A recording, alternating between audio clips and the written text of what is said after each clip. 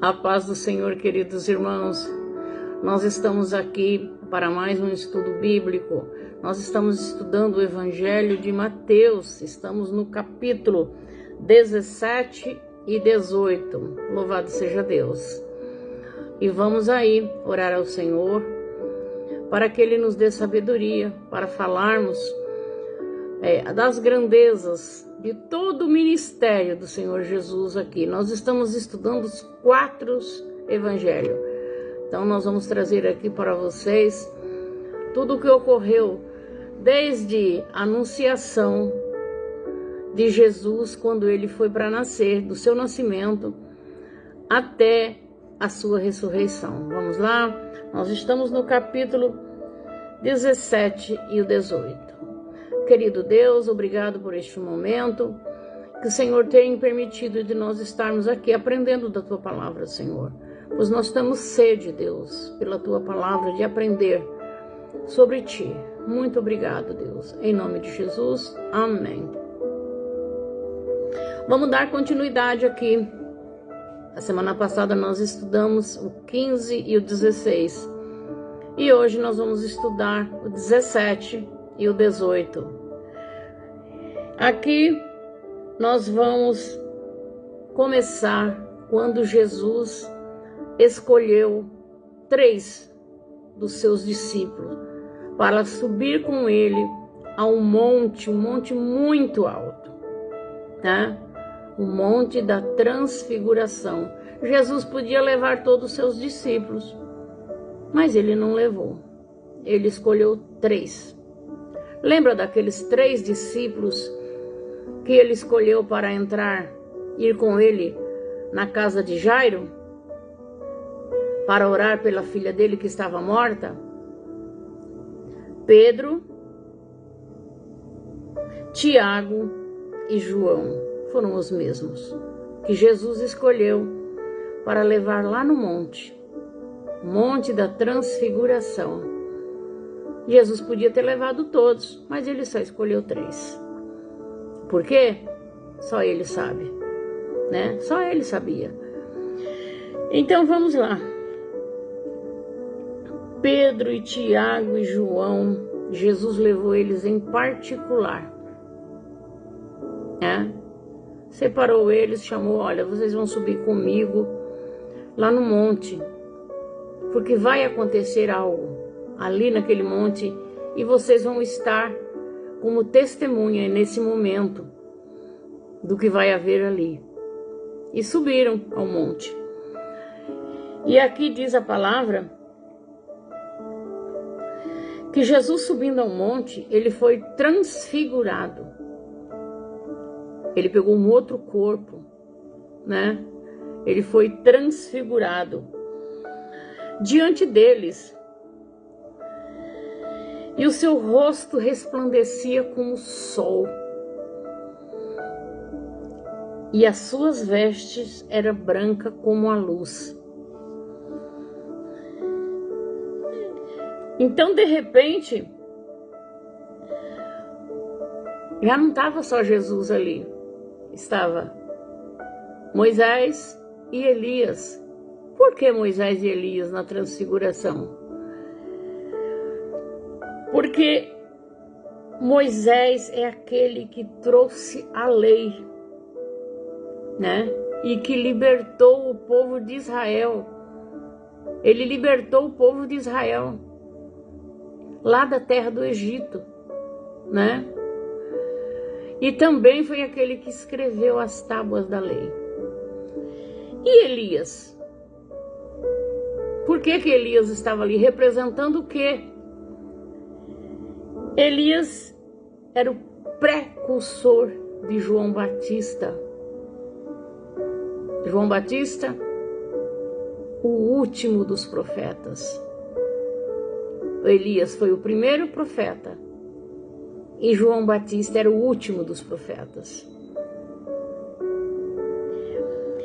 E de uma nuvem saiu a voz do Pai. Lembram quando nós estudamos lá sobre o batismo de Jesus, que assim que ele subiu das águas,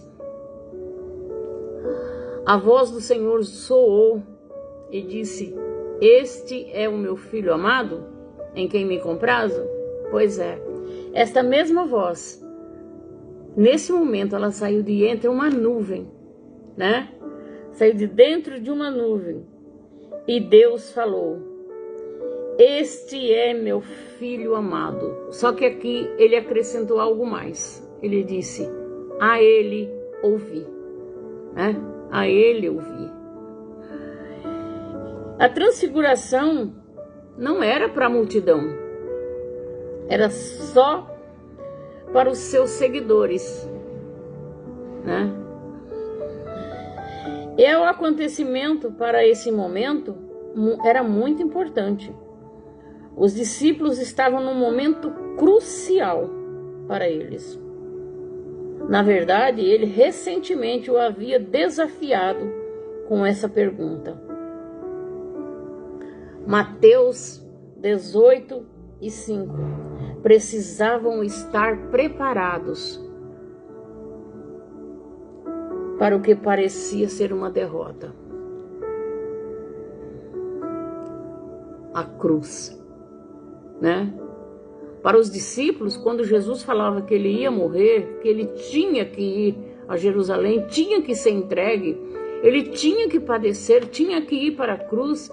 Para os seus discípulos, mesmo eles, Jesus falando que ele havia de ressuscitar, mas para eles era um fim.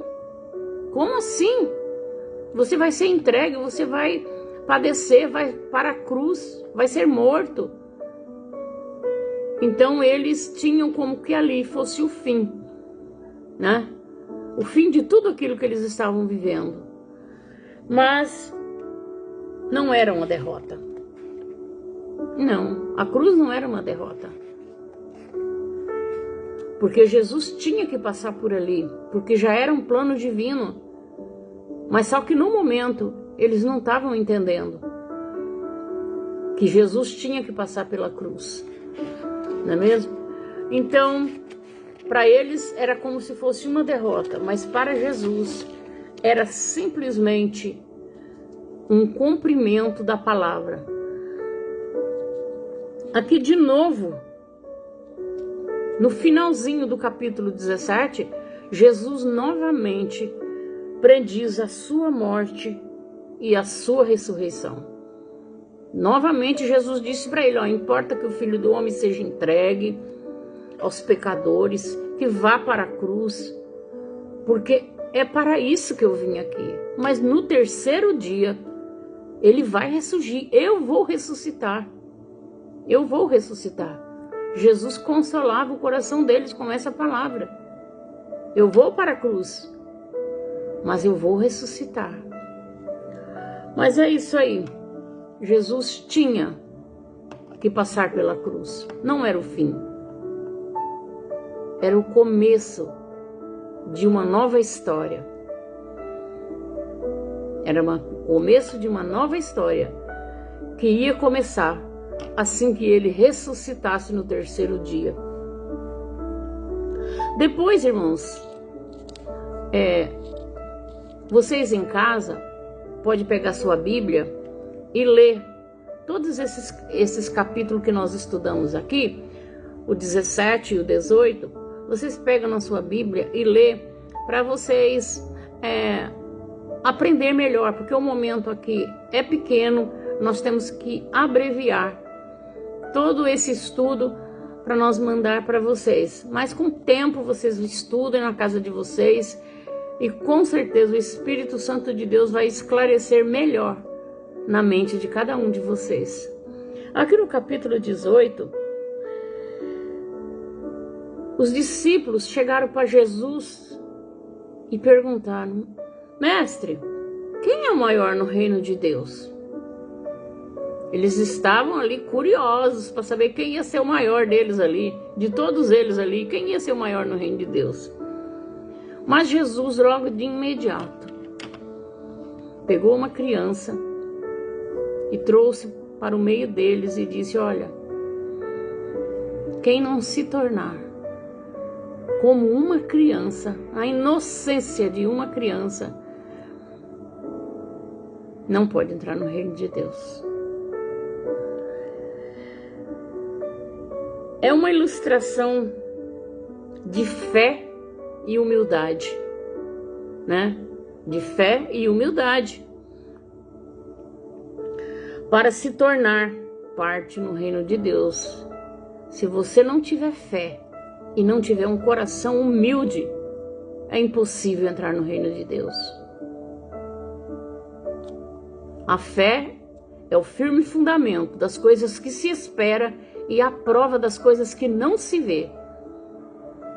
E a humildade, se você tiver um coração soberbo, jamais você consegue chegar no reino dos céus. Tem que se tornar como uma criança.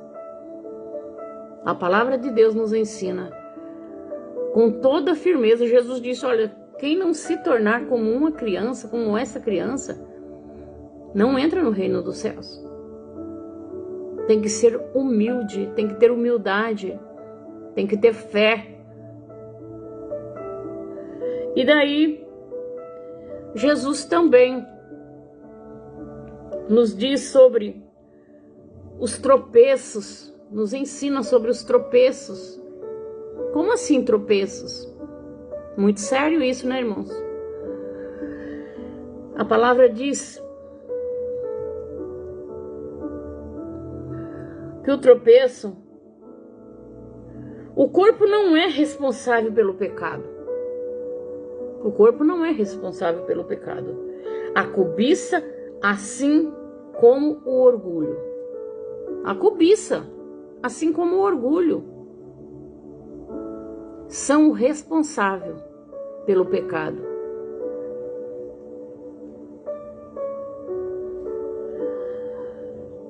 Começa no coração. Nós que somos cristãos devemos banir da nossa vida qualquer coisa que nos leva a pecar e também fazer alguém pecar. Porque muitas vezes, irmão, nós além de pecarmos, nós fazemos alguém pecar também. Muitas vezes com uma palavra, muitas vezes nós levamos pessoas a se escandalizar daquilo que do nosso procedimento, da nossa maneira de ser, da nossa maneira de falar, da nossa maneira de agir.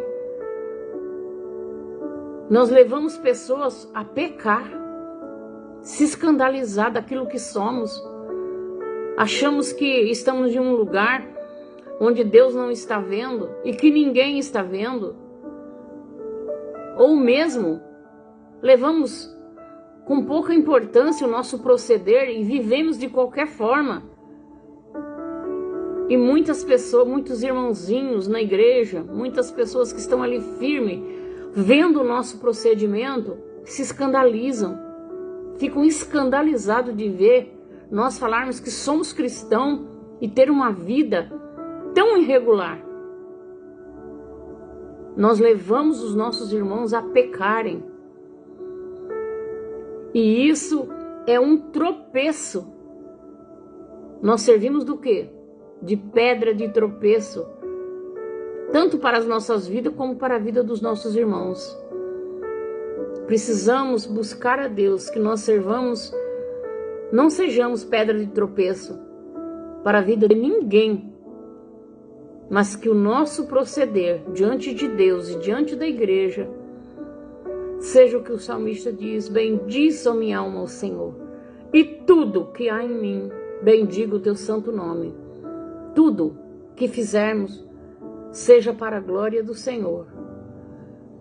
Irmãos, é muito sério uma vida cristã.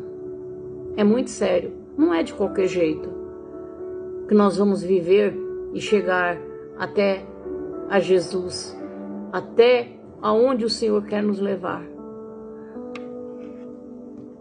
E Jesus prossegue aqui. Pedro, sempre ousado em perguntar, em responder para Jesus, ele pergunta: mestre, quantas vezes eu tenho que perdoar? Na lei dos romanos, Era 5 vezes. Pedro acrescentou mais 2. 7 vezes? Mestre, quantas vezes nós íamos perdoar? 7 vezes? Ele foi bonzinho, né? Acrescentou mais 2 vezes. Mas Jesus disse para ele, olha Pedro, não é só 7 vezes não. É 70 vezes 7. Né? É 70 vezes 7. E olha que é perdoar, né? Muitas vezes o nosso irmão faz algo contra nós e nós de imediato já queremos excluir ele da nossa vida. Não sabemos aplicar o perdão que tanto Jesus nos ensinou e que tanto faz bem para nós, para a nossa vida, para a nossa alma. Destrava a nossa mente, o nosso coração. Mas aqui Jesus deu uma lição. Não é só 7 vezes, é 70 vezes 7. É muito tempo, né? Muitas vezes, muitas vezes. E é isso, meus irmãos. Jesus vai nos ensinando como perdoar. E aqui ele fala também de um queredor que devia de um juiz e um rei. Fala de um rei que tinha uma pessoa que devia para ele uma quantia. E ele foi cobrar. Quando ele cobrou, aquele homem chorou. O rei queria pegar os filhos dele como pagamento, para trabalhar para ele como pagamento daquela dívida. E ele chorou, implorou ao rei que perdoasse ele. Perdoasse aquela dívida. E o rei ficou com dó dele e perdoou. Só que aquele homem, sentindo perdoado, saiu. E mais na frente, ele encontrou um dos seus conservos, que também devia uma certa quantidade para ele. E aquele conservo pediu a mesma misericórdia. Que perdoasse aquela dívida para ele, dele. Ele não tinha como pagar. E ele não queria entregar os filhos dele por pagamento de uma dívida. Mas aquele homem que foi perdoado pelo rei não quis perdoar o seu conservo. O que ele fez? Espancou o seu conservo e lançou na prisão. Aí os outros, aqueles que viram ele fazer isso, voltaram lá e disseram ao rei o que havia acontecido com o homem que ele perdoou a dívida. O rei mandou chamar ele. E vindo ele, o rei lançou ele na prisão e chamou ele e falou: como que você faz isso? Eu não te perdoei? Por que você não perdoou o seu conservo que devia para você? Devia ter feito o mesmo que eu fiz. Agora você vai ser lançado na prisão porque você não soube perdoar. Coisa séria, né, irmãos? Muitas vezes nós queremos ser perdoados, mas quando chega no momento de nós perdoarmos, o nosso orgulho chega diante de nós e nos convence a não perdoar. A não perdoar. Acha que perdão é uma humilhação. E não é. Perdão é uma virtude. É uma virtude dos céus. Você perdoar. Que Deus tenha misericórdia de nós, irmãos. Aqui nós encerramos por hoje esse estudo bíblico do Evangelho de Mateus.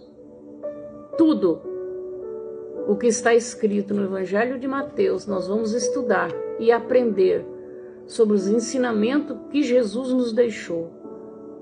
Que Deus nos abençoe e até o próximo estudo, se assim o Senhor o permitir.